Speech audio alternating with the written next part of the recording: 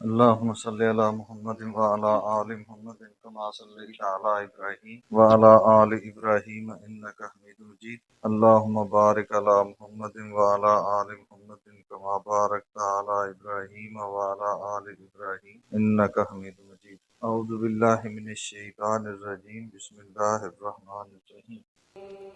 ألم تر إلى الملأ من بني إسرائيل من بعد موسى إذ قالوا لنبي له مبعث لنا ملكا نقاتل في سبيل الله قال هل عسيتم إن كتب عليكم القتال ألا تقاتلوا قالوا وما لنا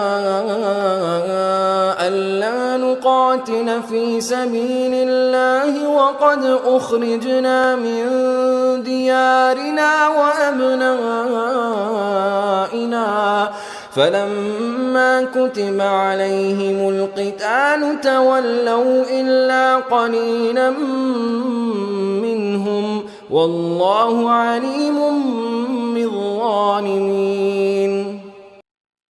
اس سے پچھلے سبق میں ہم نے پڑھا تھا من ذا الذی یقرض اللہ قرضا حسنا فیضاعفہ لہ اضعافا کثیرہ، کون ہے جو اللہ کو قرض حسنا دے فیضاعفہ تو وہ اس کو بڑھا دے، لہو اس کے لیے اضعافا کثیرہ کئی مرتبہ، واللہ یقبض ویبسط اور اللہ ہی تنگ دستی دیتا ہے اور خوشحالی دیتا ہے، وَإِلَیہِ ترجعون اور تمہیں اسی کی طرف لوٹنا. ہم نے پڑھا تھا کہ اللہ تعالیٰ نے یہاں پہ صدقے کے لفظ کی بجائے قرض کا لفظ استعمال کیا. اللہ کی راہ میں خرچ کرنے کو اللہ نے کہا ہے کہ کون ہے جو اللہ کو قرض دے. قرض کیوں کہا ہے؟ ایک تو اس کا مفہوم یہ تھا کہ قرض جو ہے وہ ہر حال میں واپس کرنا ہو. یہ انسان کے ذہن میں رہے کہ وہ جو بھی اللہ کے راستے میں خرچ کرے گا اس کی واپسی ہے. اور دوسرا ایک اور تصور بھی ہے، قرض دینے والا جو ہے وہ ہمیشہ اپنے آپ کو باعزت محسوس کرتا ہے، اس کا ہاتھ اوپر ہوتا ہے. اللہ تعالیٰ نے انسان کو جس کے پاس کچھ نہیں ہے اللہ کے مقابلے میں، اس کو یہ تصور دیا ہے کہ تم نے اللہ کے راستے میں دینا ہے تو باعزت طریقے سے دینا ہے. یہ تمہیں تمہارے ذہن میں رہے کہ تم بڑے دل کے ساتھ دو، تاوان نہیں دے رہے ہو، بڑے دل کے ساتھ دے رہے ہو اور اپنے آپ کو باعزت محسوس کرتے ہوئے ادا کرو. اللہ تعالیٰ نے قرض کا لفظ اس لیے استعمال کیا. آگے بنی اسرائیل کا ایک اور واقعے کی طرف اشارہ ہے. علم ترا کیا نہیں تم نے دیکھا الی الملأ سرداروں میں بنی اسرائیل میں سے من بعد موسیٰ علیہ السلام کے بعد، یعنی یہ موسیٰ علیہ السلام کے دور کی بات نہیں ہے، ان کے بعد کے جو ادوار ہیں اس میں سے کوئی واقعہ ہے جس کی طرف اللہ تعالیٰ اشارہ فرما رہے ہیں. کیا واقعہ ہے؟ اذ قالوا جب انہوں نے کہا، کنہوں نے؟ جو بنی اسرائیل کے لوگ تھے، لنبی لہم اپنے نبی کے لیے. یہ نبی موسیٰ علیہ السلام کے بعد کوئی نبی ہے. مبعث لنا مالکن مبعوث کر دے، مقرر کر دے ہمارے لیے، مالکن بادشاہ، کسی کو ہمارے لیے بادشاہ یا کمانڈر مقرر کر دے. اس لیے نقاتل فی سبیل اللہ تاکہ ہم اللہ کے راستے میں جہاد کریں. قال کہا اس نبی نے، حل عصیتم ہو سکتا ہے تم انکار کر دو، ان کتب علیکم القتال اگر تمہارے اوپر جہاد فرض کر دیا گیا، ان لا تقاتلوا یہ کہ تم نہ جہاد کرو، کہیں ایسا نہ ہو کہ تم جہاد کرنے سے انکاری ہو جاؤ. قالو انہوں نے جواب دیا، وما لنا اور کیا وجہ ہے ہمارے لیے، اللہ نقاتلہ یہ کہ ہم نہ کریں گے جہاد فی سبیل اللہ اللہ کے راستے میں. ایسا کوئی جواز ہی نہیں ہے کہ ہم جہاد نہ کریں، یہ ممکن ہی نہیں ہے.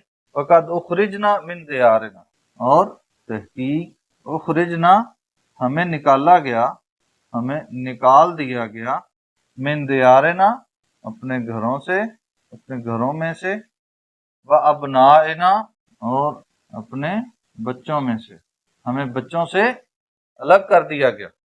تو اللہ تعالیٰ فرماتے ہیں فَلَمَّا كُتِبَ، پس جب فرض کر دیا گیا، علیہم القتال، ان پر جہاد، تولوا، تو وہ پھر گئے، الا قلیلا، سوائے تھوڑے لوگوں، بہت کم تھے جو اپنی اس بات پہ کھڑے رہے، منہم، ان میں سے۔ تو پھر جانے کی وجہ کیا تھی؟ اگلی آیت میں ہم پڑھیں گے۔ اصل میں اس واقعے کو اللہ تعالیٰ نے مشرکین مکہ کے سامنے کیوں رکھا، اور پھر عیسائیوں اور یہودیوں کے لیے بھی یہ مثال بڑی اہم ہے، کہ بلکہ عیسائیوں اور یہودیوں کے لیے زیادہ اہم ہے۔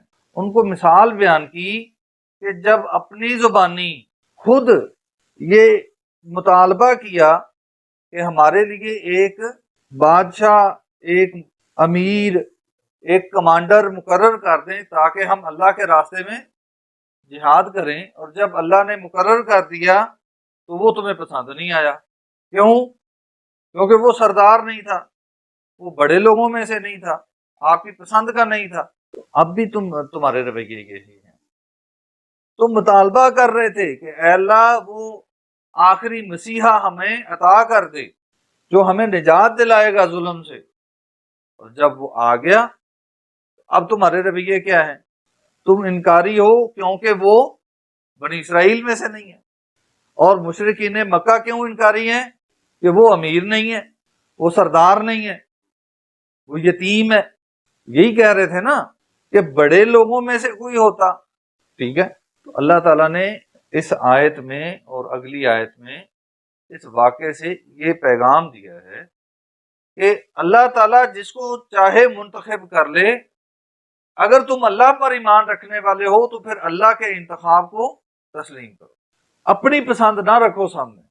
واللہ، اور اللہ تعالی، علیم، جاننے والا ہے، بالظالمین، ظالم لوگوں کو۔ اس پوری آیت میں ظلم کی کوئی بات ہوئی ہے؟